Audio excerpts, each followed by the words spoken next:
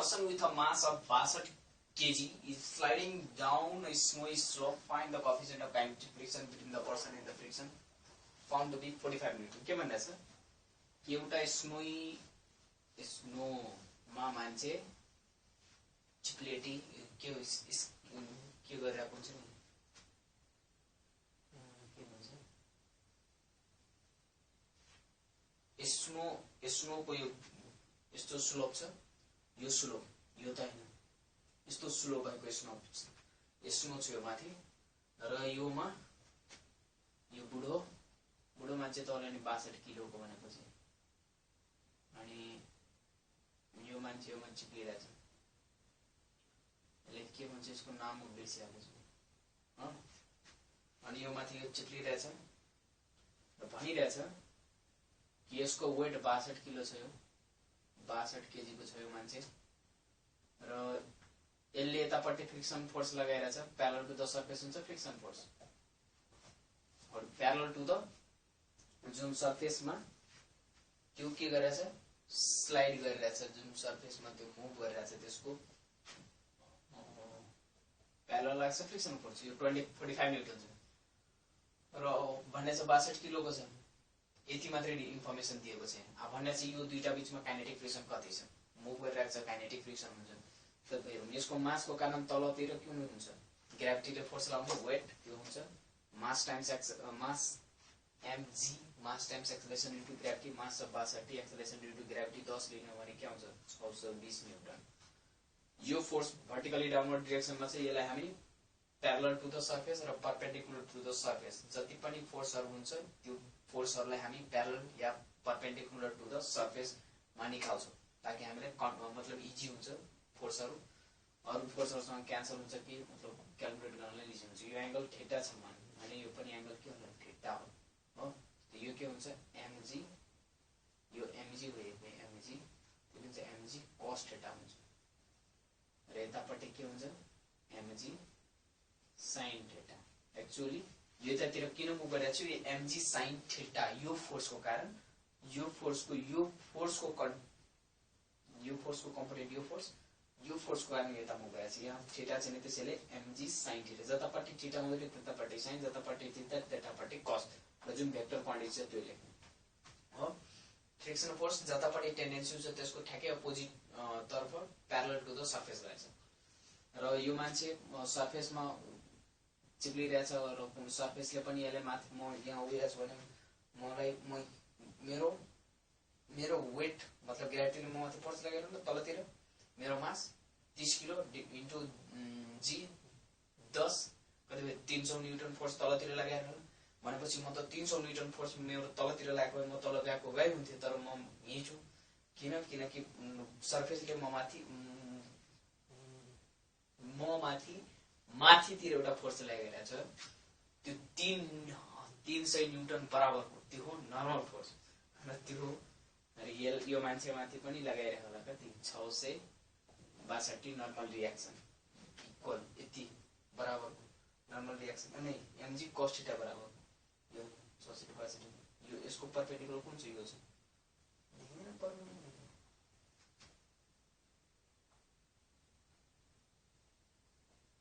mg cos theta अब friction लिन भने चाहिँ भइहाल्यो अब हामी यहाँ के लेख्न सक्छौं यो दुईटा फोर्स के छ ब्यालेन्स छ मैले 300 तल छ भने मैले 300 माथि पनि भने यो र यो फोर्स के होला ब्यालेन्स होला त्यसैले तलमाथि मुभ गरिरहेको छैन त्यो normal equal to mg cos theta लेख्न सक्छौं थीटा दिएको छैन यहाँ थीटा दिनुपर्ने 30 डिग्री छ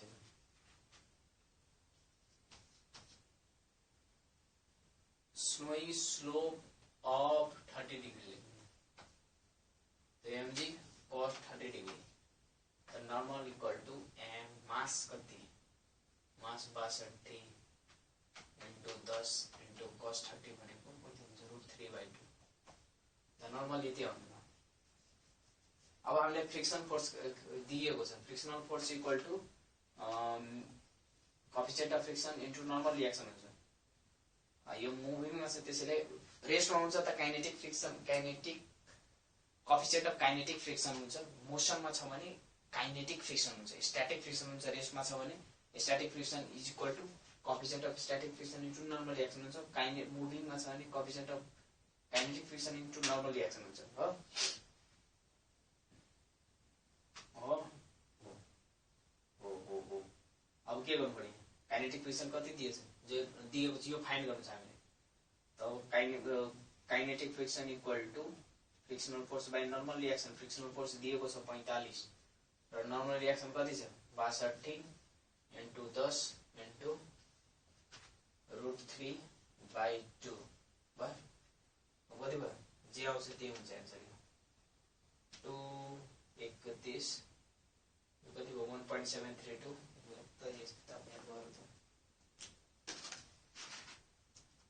4590 divided by 62 into 10 into √3 bracket 0.083 मतलब 8.3 into 10 to the power -2 देखाइरहेछ मिटर पर के यसरी आउँछ 0.08 आउँछ भयो यति कम त नहुनु पर्ने 80 मतलब 62 into 620 into √3 कति 1073.17 90 1073 अब 0.0.8 आउँछ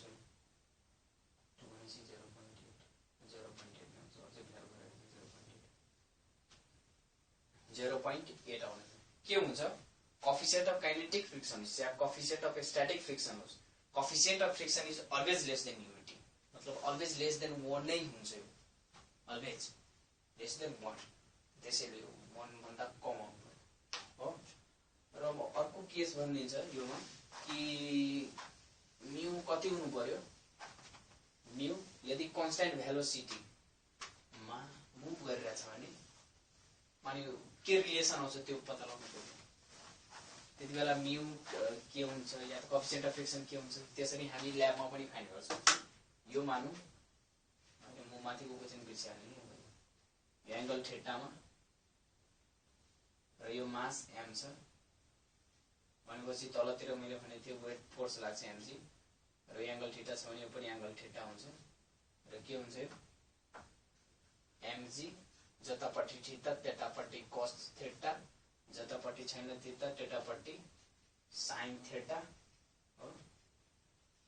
र माथितिर सरफेसले लाउँछ नर्मल फोर्स हो र यतातिर फ्रिक्सन कन्सिडर गरेर चाहिँ मैले फ्रिक्सन फोर्स लाग्छ यो हुन्छ mu into n normal force कति छ mg यो mg cos थीटा त म्यू mg cos थीटा लेख्न सक्छौ यदि भने छ कि एक्सेलरेसन 0 छ यो झडिरहेछ तर एक्सेलरेसन के छ मुभिङ कन्डिसनमा छ अघि के स्लाइड गरेको थियो त्यस्तै तर के छ चेन्ज इन भेलोसिटी यसको कन्स्ट्यान्ट छ एक्सेलरेसन 0 छ भेलोसिटी कन्स्ट्यान्ट छ एक्सेलरेसन 0 भनेछ भने एक्सेलरेसन 0 या भेलोसिटी इक्वल टु कन्स्ट्यान्ट भनिएको छ भने के हुन्छ त्यो केसमा यो फोर्स र यो फोर्स के होला इक्वल हो यो फोर्स र यो फोर्स इक्वल होला मतलब कुनै नेट फोर्स कुनैतिर छैन नेट फोर्सले एक्सेलरेसन प्रोड्युस गर्ने force equal to mass times acceleration हुन्छ भने मास टाइम्स एक्सेलरेसन यदि मास त कन्स्ट्यान्टै रहन्छ यहाँ मुन जुपिटर जहाँ लगे पनि एक्सेलरेसनमा चेन्ज हुने यदि फोर्स छैन भने एक्सेलरेसन फोर्स कन्स्ट्यान्ट छ भनेपछि के एक्सेलरेसन पनि कन्स्ट्यान्ट हुन्छ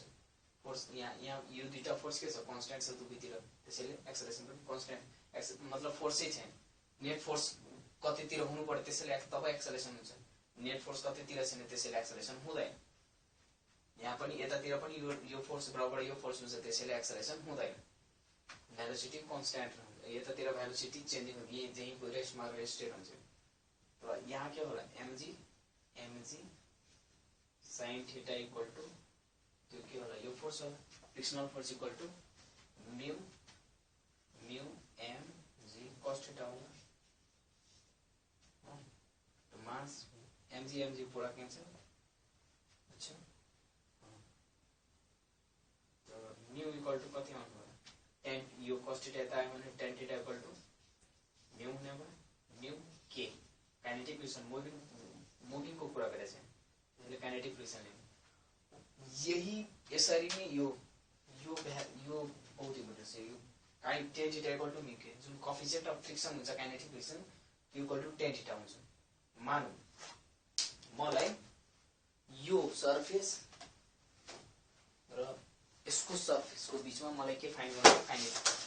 यसको र यो सरफेसको बीचमा यो मलाई कोएफिसिएन्ट अफ फ्रिक्सन फाइन्ड गर्नु छ। यो दुईटा सरफेसको बीचमा कोएफिसिएन्ट अफ फ्रिक्सन फाइन्ड गर्नु छ भने म के गर्छु, यो एउटा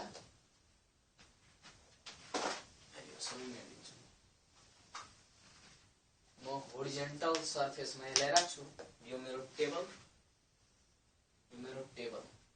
र यो टेबलमा म राख्छु यसरी मिलाएर र यो एंगल नाप्छु कति आयो। यो यहाँ एंगल जुन आएको थियो यो एंगल